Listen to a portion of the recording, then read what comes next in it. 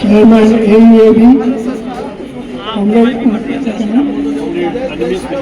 Comrade Anish Mitra, the convener of the AUAB and General Secretary of BSNL Employees Union, Comrade Bhakti, Comrade Jogi, Comrade Parag Rai, Comrade Sahni, and my dear friends,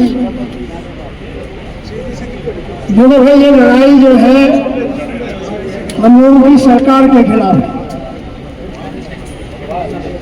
ये जो identify कर रहे हैं कि ये DOT के शिविर में इतना दम नहीं है जब तक उसे सरकार का शेल्टर ना हो, कि इस तरह से जो आईडीए के अंदर क्लास 5 जो इन्होंने इंट्रोड्यूस किया है आज तक, Comrade Mitra has rightly told, right from the day when we have joined the BSNL MTNL,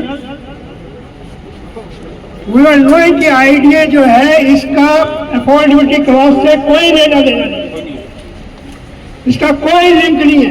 इसीलिए आप देखिए कि बहुत सारे पीएस, पहली चीज है इसका आईडीए क्या, जब भी ऑर्डर निकलता है पहला 97, जिन लोगों का 1997 के अंदर पे स्केल रिवाइज हुआ था, फिर एक ऑर्डर निकलता है जिनका 2007 में हुआ और एक निकलता है जिनका 2017 में हुआ। इसलिए आप डीए रेट उठा के देखिए कि जिनके रेट 400 रेट है जिनका 97 के अंदर पे रिवाइज हुआ है, हम लोग जिनका 2007 में रिवाइज हुआ है उनका रेट जो 260 और समथिंग लाइक दैट, और जो नए आदमी है उनका 60% और कुछ है जो 2017 के अंदर, क्योंकि इसका कभी कोई लेना देना नहीं था। इसीलिए जिन PSUs के अंदर पे स्केल लागू नहीं हुआ है कुछ किसी कारण की वजह से, अफोर्डेबिलिटी और अदरवाइज, डीए महंगाई भत्ता सबको मिलता है। IDA is not a part of salary, it is a compensation which is being given to the employees against the inflation। जिस इन्फ्लेशन को सरकार रोकने की पोजीशन में नहीं है, सरकार से महंगाई जब कंट्रोल नहीं होती तो उसके अगेंस्ट जो है हम लोगों को डीए और आईडीए जो है सेंट्रल गवर्नमेंट और PSU के अंदर मिलता है। ये कोई सरकार की मेहरबानी नहीं है, it is a mandatory on the part of the government of India. और अब ये कॉमरेड TR यादव है राइटली टोल्ड, जब तक डीपी जो है मिनिस्ट्री ऑफ हैवी इंडस्ट्री के अंदर था तब तक ये प्रॉब्लम नहीं थी। The moment DP has come under the ministry of finance, जिन लोगों के दिमाग में गलतफहमी है कि इसका सरकार में कोई रोल नहीं है, सरकार का मेन रोल है। आप इसकी ग्लेरिंग एग्जांपल है आपका वैलिडेशन एक्ट मार्च 2025, सरकार को छूट देने की कोई जरूरत नहीं है, सरकार ने बेईमानी के साथ वैलिडेशन एक्ट को फाइनेंस बिल का एक्ट बनाया, पार्ट बनाया। क्यों? क्योंकि सरकार को पता था कि अगर वैलिडेशन एक्ट को हम लोग सेपरेट लाएंगे, ये एक्ट जो है it will be thoroughly discussed among the parliament and every parliamentarian has to participate. Government को मालूम था कि फाइनेंस बिल पास करना पार्लियामेंट की मजबूरी है, क्योंकि सबको पता है अगर फाइनेंस बिल गिर जाए पार्लियामेंट के अंदर वो सरकार 1 मिनट पावर में नहीं रह सकती। ये धोखाधड़ी जो है एम्प्लॉइज के साथ, पेंशनर्स के साथ इस सरकार ने करी। इस सरकार के अंदर बेईमानी और निर्लज्जता का अमृतकाल है। इन लोगों को कोई शर्म लिहाज नहीं है, कोई पेंशनर्स के साथ कोई इनकी सहानुभूति नहीं है, अपनी पेंशन ये लोग लेते हैं। आज तक मुझे बताइए ये लोग जो बैठे हैं सरकार के अंदर ये कितनी पेंशन ले रहे हैं? 4-4, 5-5। इनको जिसने मैं बोल रहा हूँ ये निर्लज्जता और बेशर्मी का अमृतकाल है। ये लोग खुद नहीं बोलते कि हमको एक पेंशन दीजिए, और हम लोग, और आपको मालूम होना चाहिए इनकी पेंशन उसी दिन ड्यू हो जाती है जैसे ही इनको प्रोटेम स्पीकर वोट दिलाता है कि भाई मैं संसद की सदस्यता की शपथ देता हूँ। The moment they take the oath, their pension issue revive. They are entitled to get the pension. And you see, for us, after serving 30 to 40 years in the government of India, and particularly I am telling you why government India is, we have work in the department. This is a loyalty bonus. हम लोग 10 रुपए की increment के ऊपर काम करते हैं। मुझे मालूम है जब तक कुमार मंगलम और ये प्रसाद सरकार थी, डीए जब अनाउंस होता था तो हमको पता चलता था।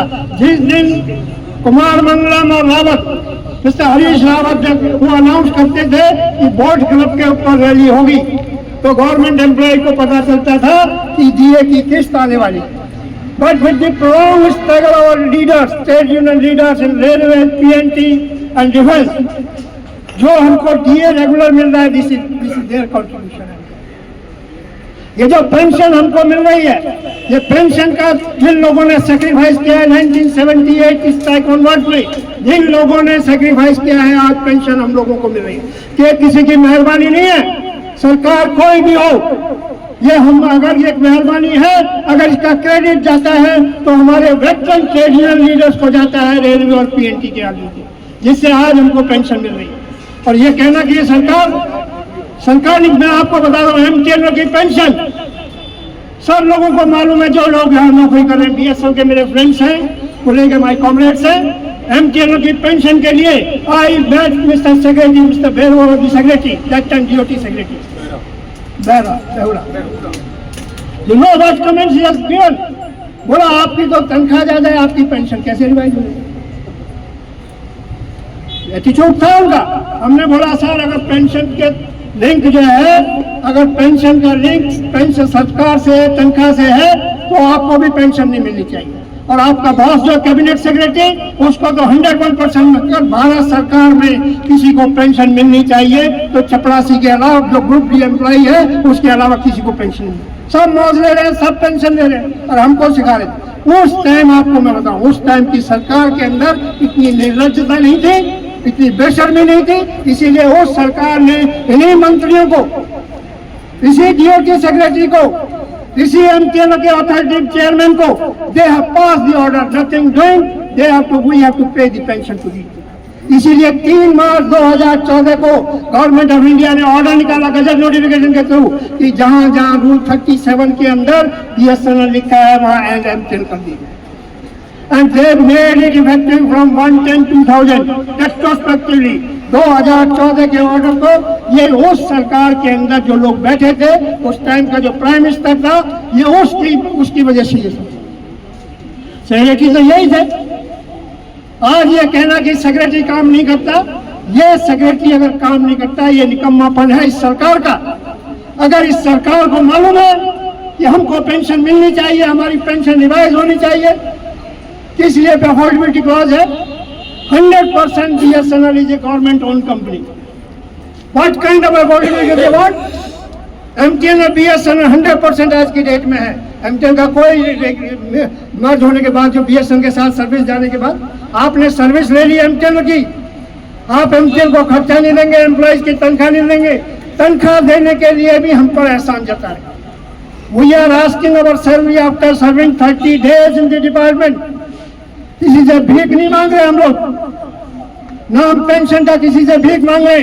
Pension revision is my fundamental right, ये गवर्नमेंट की जिम्मेवारी है। अगर सबसे पहले गवर्नमेंट को, prime minister has to first come out and openly declare in the country. 8 बजे का जो ये लोग देखते हैं भाषण देते हैं कंट्री को, कभी नोटबंदी कर दो, कभी ये कर दो, 8 बजे आके पार्लियामेंट में कंट्री का नेशन को एड्रेस करें कि हम सब लोग जितने भी पार्लियामेंटेरियन हैं, एमएलए हैं, सबकी पेंशन हम लोग बंद कर रहे हैं। अपनी पेंशन को तो रिवाइज कराने के लिए हाथ खड़े कर देते हैं। ये पेंशन हमने बात है और फिर अपने को दे। This is the situation of this government. तो मेरी आप लोगों से रिक्वेस्ट है, ये र्यूमर पे आप मत जाइए। ये आईडीए पर भी अटैक है, चाहे वो वर्किंग एम्प्लॉयज हो, चाहे रिटायरीज हो। ये हमारा पेंशन के ऊपर अटैक है, ये हमारा पे के ऊपर अटैक है। और देखिए, मैं आपको बता रहा हूँ, इस गवर्नमेंट को अंडरमाइन नहीं करना चाहिए पेंशनर और एम्प्लॉयज को।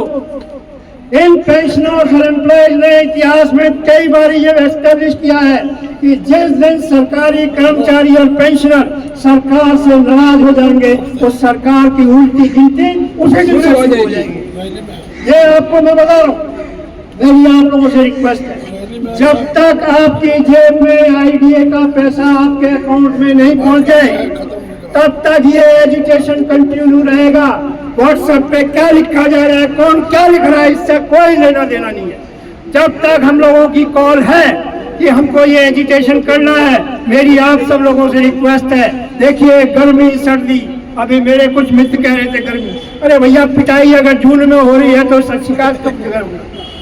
अगर आज जून में आपकी यहाँ पिटाई हो रही है तो दिसंबर में जाके पुलिस में शिकायत करोगे या जून में करोगे? पिटाई तो हमारी आज हो रही है। हमारा डीए बंद किया है जनवरी से अप्रैल मार्च अप्रैल मई, तो लड़ाई क्या दिसंबर में जाके करेंगे? और गर्मी ऐसी चीज तो है नहीं, हम लोग सब 60-70 साल के हो गए, कम से कम हम लोगों ने 5 साल के बाद तो गर्मी सर्दी महसूस करना शुरू किया। 60 साल से दिल्ली में मैंने तो कभी मई के अंदर बर्फ पड़ती देखी नहीं। तो गई ये गर्मी कोई नई चीज तो है नहीं। और हम ऐसा भी नहीं है, हम स्विट्जरलैंड से आए हैं। 95% of our people are coming from the villages. वहां की गर्मी आपने नहीं देखी।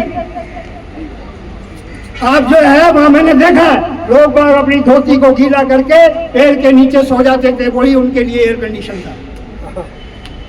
जब अपना हक चाहिए तो सब कुछ छोड़ के हमको सड़क पे आना पड़ेगा। ये मेरी आप लोगों से रिक्वेस्ट है, सब कुछ छोड़िए, सब कुछ भूलिए। This is struggle for our own survival, और प्रोवर्ब है सर्वाइवल फॉर द फिटेस्ट। जीता वही है जिसको जीने का लालसा है जिसके अंदर। और आज की जो सरकार है इसको समझाने का एक ही तरीका है, जिसकी लाठी उसकी भैंस। अपनी लाठी को मजबूत करो, अपने संघर्ष को मजबूत करो और इस लड़ाई को आगे बढ़ाओ। ये लड़ाई बहुत लंबी है, पेंशन रिवीजन की भी, आईडीए की भी। ये जो शुरुआत है मैं आपको बता रहा हूँ, गवर्नमेंट हमारी नब्ज टटोल रही है और इसी टाइम उनको राइट रिप्लाई हमने नहीं दिया तो ये बीमारी आगे बढ़ेगी। यही मेरी आप लोगों से रिक्वेस्ट है, मेरी आपसे हाथ जोड़ के विनम्र निवेदन है, don't go for anything until unless you get the message from we people। WhatsApp group के अंदर क्या चल रहा है, व्हाट्सएप ग्रुप से एक झूठ का पुलिंदा इसमें फैला हुआ है। तो मेरी आप लोगों से रिक्वेस्ट है, जब तक हम लोग ऑफिशियली आपको इंफॉर्मेशन ना दें तब तक एजुकेशन को हमको कंटिन्यू करना है। मेरी आप सब लोग आपको पार्टिसिपेट, यही मेरी आप लोगों से रिक्वेस्ट करता हूँ। इंकलाब जिंदाबाद, जिंदाबाद जिंदाबाद, इंकलाब जिंदाबाद, जिंदाबाद जिंदाबाद। आवाज दो, आवाज दो, आवाज दो। अभी तो ये लड़ाई है, आगे और लड़ाई है। अभी तो ये लड़ाई है, आगे और लड़ाई है। जो हमसे टकराएगा चूर चूर हो जाएगा, जो हमसे टकराएगा चूर चूर हो जाएगा। आवाज दो, आवाज दो। इंकलाब जिंदाबाद, जिंदाबाद जिंदाबाद, इंकलाब जिंदाबाद, जिंदाबाद जिंदाबाद, इंकलाब जिंदाबाद, जिंदाबाद जिंदाबाद। Yes, and workers working in install or pensioner unity जिंदाबाद, जिंदाबाद जिंदाबाद। Yes, and worker employees and pensioners unity जिंदाबाद, जिंदाबाद जिंदाबाद। CBM पे जिंदाबाद, जिंदाबाद जिंदाबाद। AUAB जिंदाबाद, जिंदाबाद जिंदाबाद। आवाज दो, आवाज दो। हमारी एकता जिंदाबाद, जिंदाबाद जिंदाबाद। हमारी एकता जिंदाबाद, जिंदाबाद जिंदाबाद। इंकलाब जिंदाबाद, जिंदाबाद जिंदाबाद। हमारा संघर्ष जिंदाबाद, जिंदाबाद जिंदाबाद। हमारा संघर्ष जिंदाबाद, जिंदाबाद जिंदाबाद। जो हमसे टकराएगा चूर चूर हो जाएगा, जो हमसे टकराएगा माटी में मिल जाएगा।